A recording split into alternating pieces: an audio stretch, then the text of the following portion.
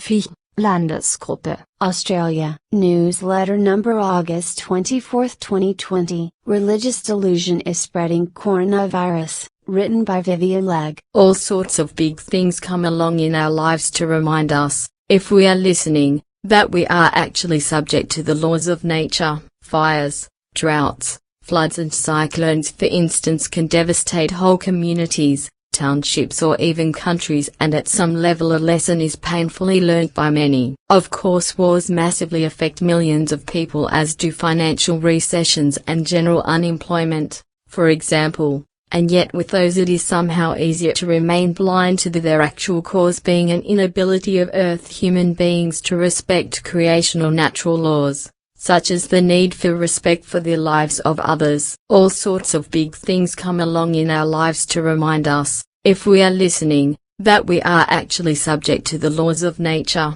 Fires, droughts, floods and cyclones for instance can devastate whole communities, townships or even countries, and at some level a lesson is painfully learned by many. Of course, wars massively affect millions of people, as do financial recessions and general unemployment, for example, and yet with those it is somehow easier to remain blind to their actual cause being an inability of human beings to respect creational-natural laws, such as the need for respect for the lives of others. In the first world, some of us have fairly trouble-free existences and can almost continue on kidding ourselves without interruption that we are only subject to the laws of our confused belief systems. But along came the coronavirus and, if not affecting us all by actual infection, affects each of us very personally through the legal restrictions on social contact. What has struck me through this crisis is how equal we therefore all are as far as the virus is concerned. We tend to think of other human beings as being just that,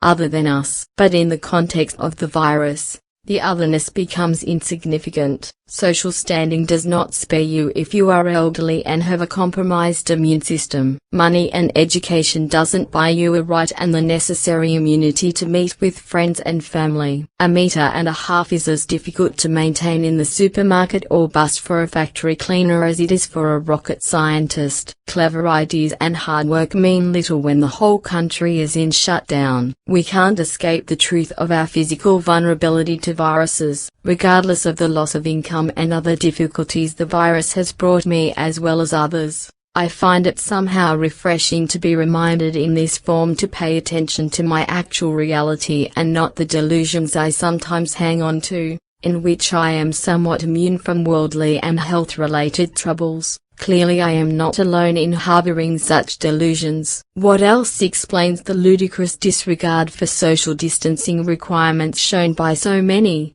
sportsmen and women, partygoers, protesters, as if the need for sport, parties and protesting cancels out the societal and personal dangers of the virus. Of course there will be some who do not conform to the rules due to simply being desperate to earn essential money. That is really another matter which raises questions about our humanity and why we can, on one hand, allow sports people to touch each other for the sake of sport while those suddenly without money are given inadequate financial relief. Delusions are so draining and stressful because they require elaborate and constant maintenance of illogical notions, and of course they are dangerous in their effects. Reality, in contrast, only requires the effort of paying attention, which provides a logical reward eventually. Clearly so many of us human beings have not been trained by others or by ourselves to take the responsibility which would necessitate respecting reality. If we were, people would err on the side of caution, not carelessness. In a recent Contact conversation, Patar puts the lack of appropriate concern about the coronavirus largely down to religious delusion. In an excerpt from the 731st Contact report of the 3rd of February 2020, Patar says the following: Eine große Gefahr einer Infizierung durch das Coronavirus, übertragen von einem Menschen zum anderen, wie aber auch durch andere Umstände, besteht gemäß unseren Erkenntnissen darin, weil das Gros der heutigen Erdenmenschen einer allgemeinen verantwortungslosen Gleichgültigkeit und Nachlässigkeit verfallen ist, und zwar infolge ihrer Gottgläubigkeit, aus der heraus Glaubenswahn dahin vegetiert und geglaubt wird, dass das Ganze der Corona-Seuche entweder eine Gottesstrafe oder eine Prüfung Gottes sei, oder wenn nicht, dass Gott es schon richten und sich erbarmen werde, dass einerseits in erster Linie die eigene Person vom Übel verschont bleibe, und andererseits, dass ja nur die Schuldbaren durch die Seuche bestraft und hinweggefickt würden, wonach dann Gott das ganze BSE-Geschehen wieder beenden werde. According to our cognitions, a great danger of an infection caused by the coronavirus, transmitted from one human being to another, as well as to other circumstances, exists because the majority of today's Earth human beings has fallen into a general irresponsible unconcernedness and neglectfulness, and indeed as a consequence of a confused God belief, from which one goes along in life vegetating in belief delusion and believes that the whole thing of the rampantly spreading corona disease is either a punishment from God or God's test, or, if not, that God will write it and take pity, so that, on one hand, first and foremost,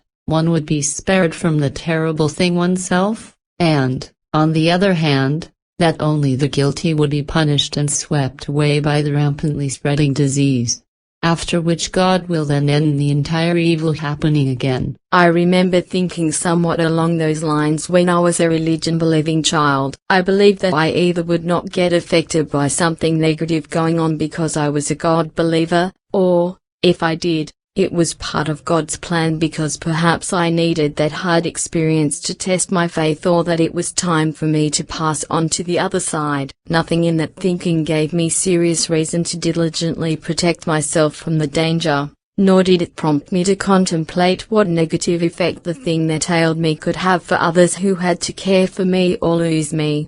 For instance, well, I suppose my unconscious thinking would have been that that matter was between them and God. Certainly now that the initial, hard lockdown phase of the corona disease is over in much of the first world, the lack of responsibility of the leaders and authorities is less the issue, and the irresponsibility of ordinary people is becoming more and more apparent as it threatens to cancel out the effects of any responsible regulations that have been imposed by governments so far. As human beings, we all share the trouble caused by the coronavirus. Isn't it also everyone's responsibility, leaders and citizens alike, to attempt to put things right? Because even if we ourselves do not seem to be harboring delusions of immunity, we may be among those who can point out the problem to those who will listen. After all, we have a shared existence. None of us are islands. We can use the hard situation this leaves us in, with its serious challenges, to begin to correct this delusional attitude and begin to conform to our actual reality at last. Goblet of the Truth is full of examples of advice on how this is done, so I will finish with the following excerpt from Chapter 2, which also provides some guidance on dealing with the fear that surrounds the corona disease. 77. Es sind die natürlichen und urkräftigen, schöpferischen Gesetze gegeben, die sich bei deren Beachtung und Nutzung hilfreich auswirken, und wahrlich, werden sie befolgt, dann führt alles zum Gedeihen und zum Erfolg sowie zur Freude, zur Liebe, zum Frieden und zur Eintracht, Harmonie und Weisheit. 78. Es ist für alle geboten, hinauszugehen in das freie Aussehen, Natur, um ihre Gesetze zu erkennen und an deren Weisungen zu folgen, damit die Furcht vor dem Tode weiche und niemand in Unverstand, Dummheit, zu trauern brauche, wenn das Dasein zu Ende geht. 79. Wird jedoch im Unwissen verharrt und werden die Zeichen, Wundervolles, des Aussehens, Natur, und deren sowie die gestaltungsgegebenen, schöpfungsgegebenen, und natürlichen Gesetze missachtet und als Lüge bezichtigt, dann bestraft ihr euch selbst, denn euer Leben wird voll sein von falschem Frieden, falscher Freiheit und Liebe, voll Unwissen, Unweisheit, Freudlosigkeit und Missklang, Disharmonie, wodurch ihr in eurer Anschwellung, Entwicklung/Evolution, eurer Innenwelt, Bewusstsein, gestört werdet und stockt,